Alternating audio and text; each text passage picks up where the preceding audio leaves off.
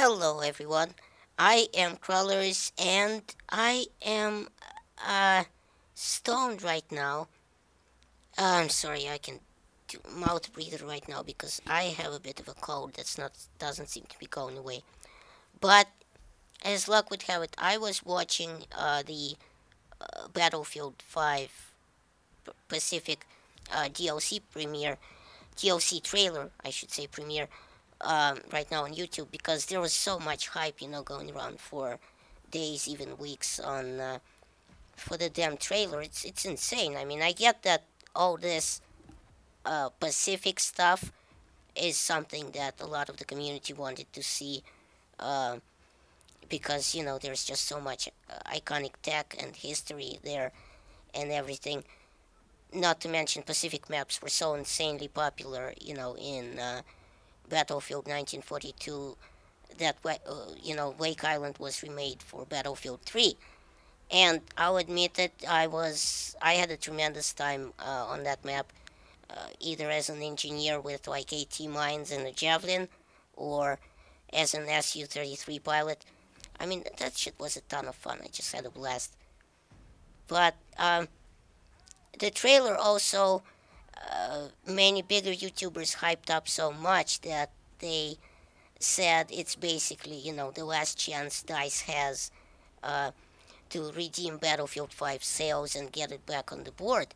Admittedly, these same YouTubers create clickbaity titles for every topic out there. I will say this though, Battlefield 5 is the first Battlefield game since I believe Bad Company 2 that I haven't actually bought into, and I mean both deep, even with the DLC and pre-ordering, so the entire premium thing. And I did that I remember I pre-ordered Bad Company 2, sorry, Bad Company 2, because, uh, after that trailer, I was playing COD 4 at the moment, and after that trailer, I was just hooked, with the vehicles and the helicopters you can pilot and everything. And by the way, as a side note, I really don't think pre-ordering has a place left in the world today where most sales are digital anyway. But and you could you could theoretically run out of CDs in the store. But I digress. The trailer seemed fun as both, so I don't know if you want to hear this, but here's just a few things, iconic things that I've noticed.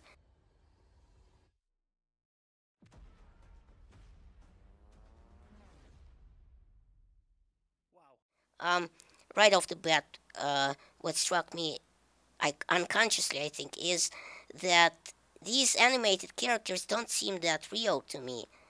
Like it's, claymation or something.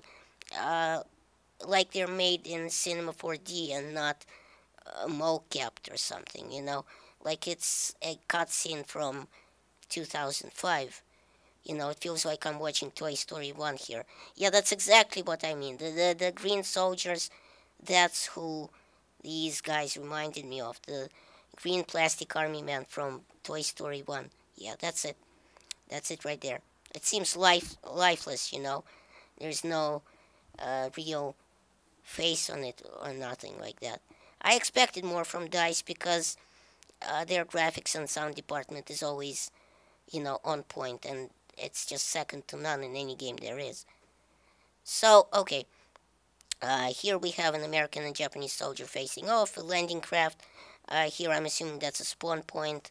The boat is kind of like, the craft, the speed craft in BF4 or BF3 or whatever. A full assault, drivable landing craft. On the Japanese side, we have a drivable boat. That should be fun. Some chaos. Here we see a Japanese soldier take out a tank using what I'm assuming is a suicide mine. Now, this is a real suicide mine that the Japanese actually used. But here's the interesting part of it. Since it's a suicide mine, makes sense that your player wouldn't survive it, right? Hence the name. Which brings up an interesting game mechanic as far as Battlefield 5 would go. Would you sacrifice your player life for an enemy tank. And that brings up an interesting point. If you would sacrifice, something as little as a ticket in a game of conquest for an enemy tank. That's interesting. And I'm assuming this is like a special unlock or a pickup kit. Well, whatever. So some more chaos and fighting, and in the background some typically DICE incredible scenery. And here we go.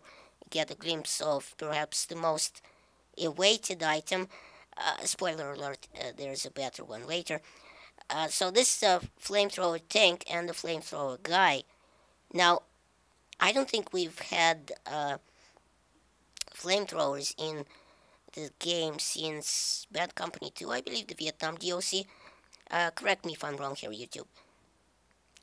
Here we have an interesting and apparently controllable big-ass guns pointed at the landing craft. I'm gonna bet my bottle of vodka and say that the way DICE balanced them, the guns would be to severely gimp the bullet drop of these projectiles as far as the boats would go.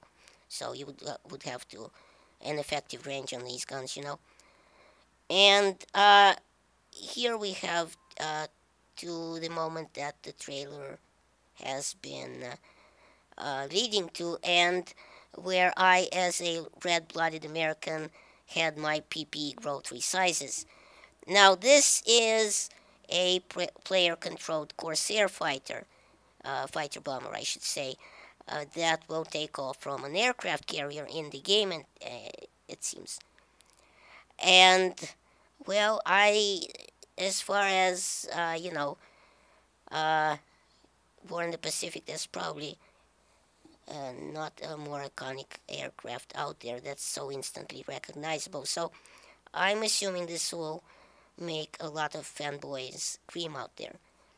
And yes, the Germans did give the Japanese plans for the V1 flying bomb, I believe. So the Japanese did have something like this. Plus, they worked a lot on their own. They had very smart people and engineers out there.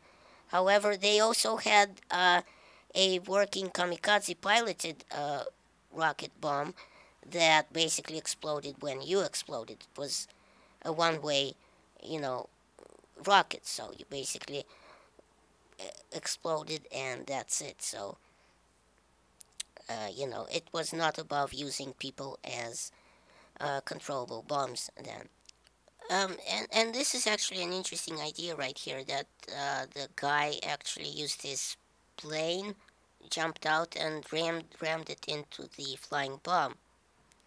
I'm interested in that mechanic. Could be another interesting way to take out the bombs, right? The flying bombs. And here's something really interesting in this trailer. That's the sword battle.